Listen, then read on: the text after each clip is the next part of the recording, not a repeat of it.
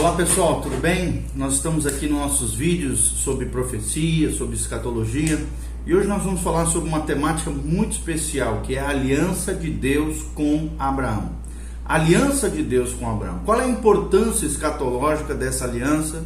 Nós vamos compreender melhor acerca disso. A interpretação da aliança abrâmica é um divisor de águas entre o pré-milenismo e o amilenismo.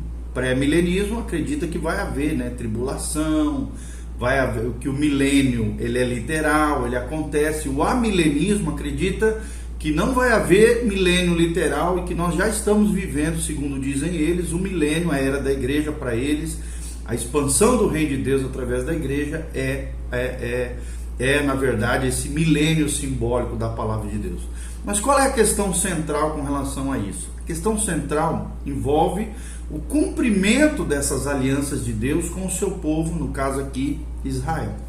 Então todos concordam que certos aspectos já foram cumpridos dessa aliança de Deus com Abraão. Porém, nem todos concordam com o cumprimento de outros aspectos, particularmente em relação à promessa de uma terra física, material, visível. Os amilenistas, mesmo discordando quanto ao tempo do cumprimento da terra prometida, são unânimes em dizer que não se cumprirá em um reino terrestre futuro. É assim que pensam os amilenistas, ou seja, aqueles que não acreditam no milênio literal. Por outro lado, nós, os pré-milenistas, dizemos que como não há um cumprimento no presente nem no passado, dessa aliança com Deus na sua plenitude, então será algo futuro. Esse é o único sistema que inclui um tempo futuro de cumprimento da promessa de Deus, da aliança de Deus com Abraão na terra, ok? E as promessas, quais são as promessas dessa aliança? Primeiro, as promessas pessoais de Deus a Abraão, está lá em Gênesis capítulo 12, versículo 2. Três pequenas partes da frase dita, Abraão, aqui em Gênesis 12, 2, podem ser associadas de forma, podem ser usadas de forma associativa do verbo no hebraico, e revelam três promessas pessoais de Deus a Abraão. Primeira delas, de ti farei uma grande nação. Quando Deus disse isso, Abraão ainda não possuía herdeiros, Isaac não havia nascido. Logo então, a promessa claramente se refere à nação judaica que descenderia de Isaac. Os descendentes de Abraão que nasceriam por intermédio de Isaac, Jacó e seus 12 filhos. Segunda promessa, te abençoarei. Ou seja, no cumprimento dessa promessa, Deus deu a Abraão bênçãos temporais. Por exemplo, a terra, em Gênesis 13, 14, servos, em Gênesis 15, 7, riquezas, em Gênesis 13, 2, e também bênçãos espirituais que nós podemos encontrar em Gênesis 13, 18 e Gênesis 21, 22. Terceira promessa, além de ti farei uma grande nação, te abençoarei, a terceira grande promessa é te engrandecerei. Ou seja, Deus prometeu a Abraão fama, renome e boa reputação.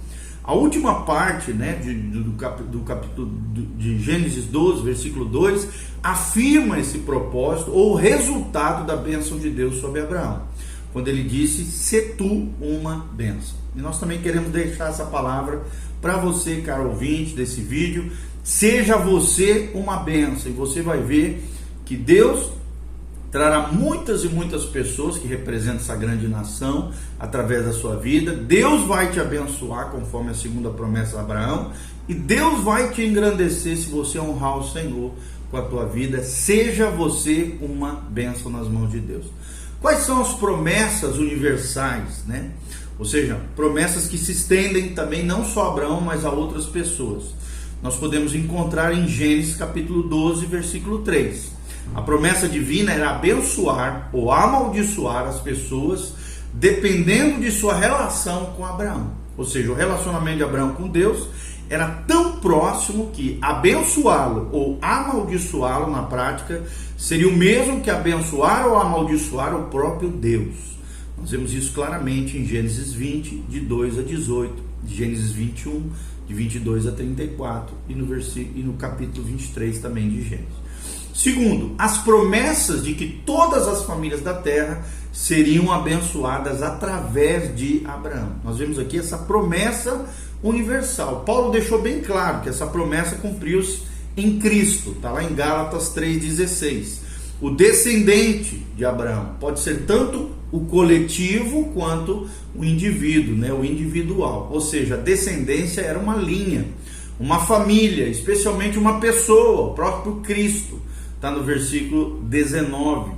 O ponto conclusivo de Paulo naquele capítulo, ou seja, no capítulo 3 de Gálatas 3, é: não tentem tornar-se filhos de Abraão pela circuncisão, mas sim estando em Cristo. Nós vemos isso claramente nos versículos 27 e 29 de Gálatas capítulo 3. Então nossa posição em Cristo nos torna herdeiros dessa promessa, em particular também da aliança abraâmica. Observe que Paulo, não está dizendo que a igreja cumpre totalmente a aliança.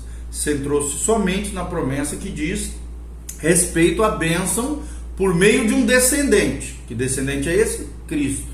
Então a palavra aqui, promessas, no plural do versículo 16 de Gálatas 3, é usada porque a aliança foi repetida várias vezes a Abraão, não porque Paulo desejava indicar seu cumprimento total através da igreja.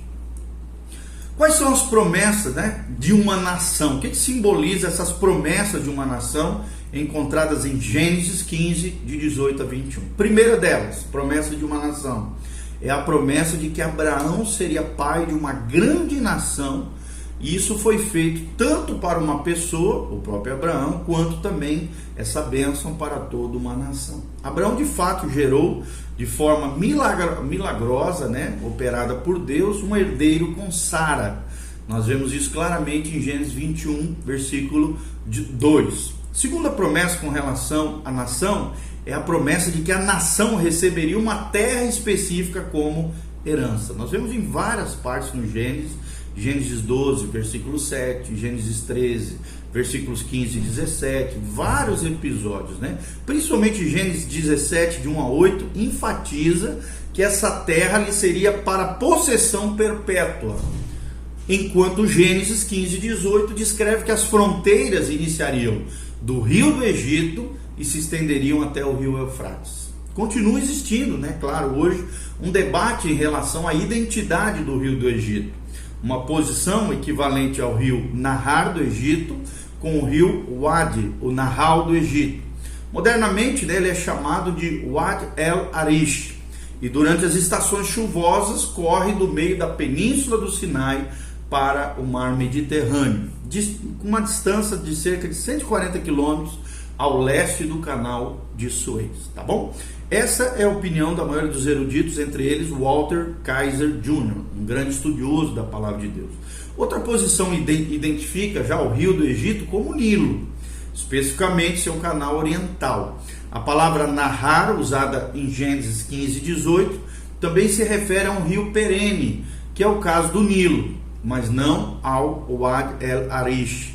Essa opinião, por exemplo, é de estudiosos como Bruce Waltke e K.A. Kitchen, que são eruditos também da palavra de Deus, que tem essa opinião acerca do rio do Egito. Tem algumas passagens, o enfoque está sobre Canaã, ou sobre alguma fração daquela grande área prometida no versículo 18 de Gênesis 17, 8, de 1 Reis 8, 65 e Êxodo 47, de 13 a 20. Em várias ocasiões Israel ocupou parte da área mais vasta, mas nunca ocupou a totalidade dessa área mencionada por Deus, e jamais como sua possessão perpétua.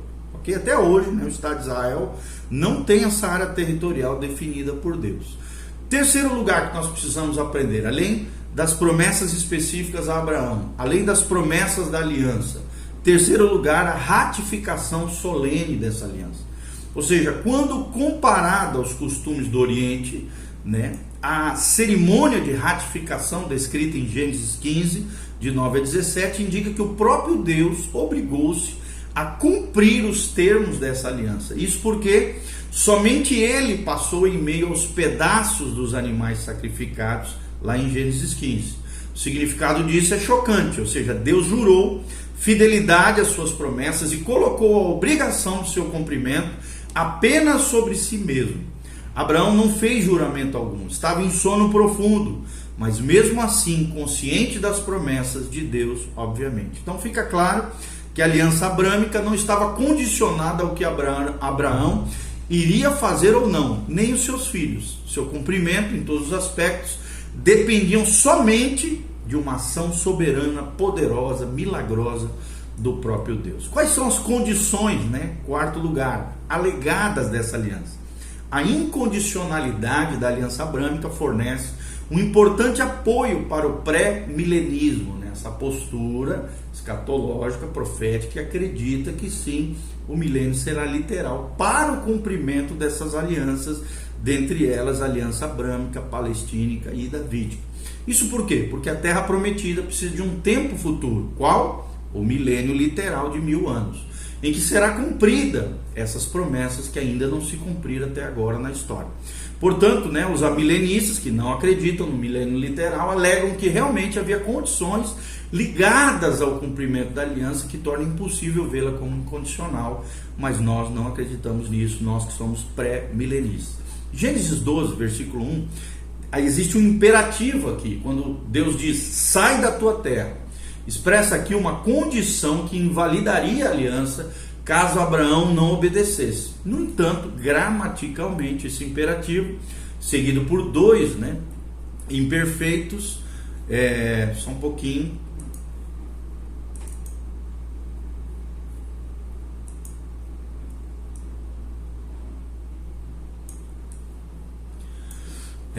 Traz junto dele também uma série de associativos imperfeitos no versículo 2 de Gênesis capítulo 12 e também no versículo 3. Expressa então uma intenção divina, o que Deus pretendia fazer por meio de Abraão.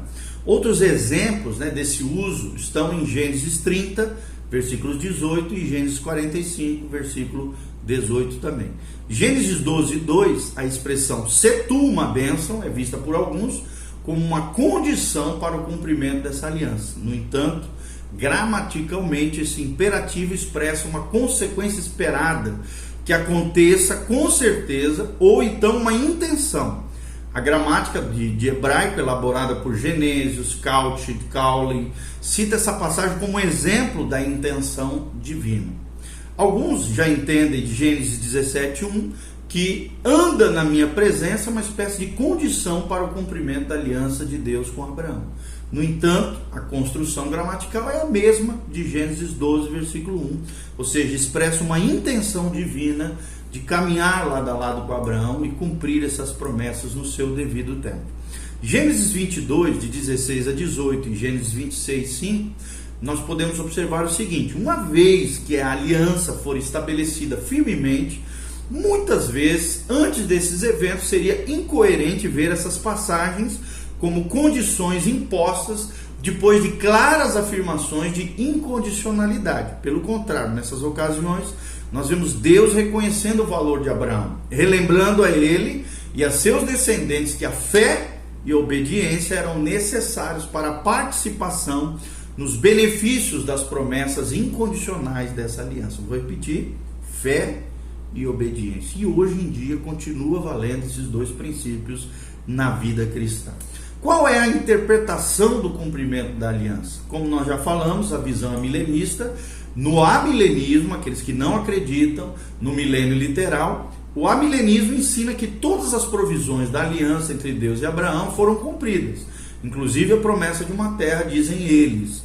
Isso é feito ao espiritualizar essa terra prometida, afirmando que a igreja cumpre esse papel e vendo isso no passado da história de Israel. Um desses cumprimentos propostos afirma que isso ocorreu nos dias de Josué. Lemos em Josué, por exemplo, 21, do versículo 43 a 45, que Deus disse a Josué que estava cumprindo a promessa que fizera Israel, dando-lhes a terra prometida aos seus pais.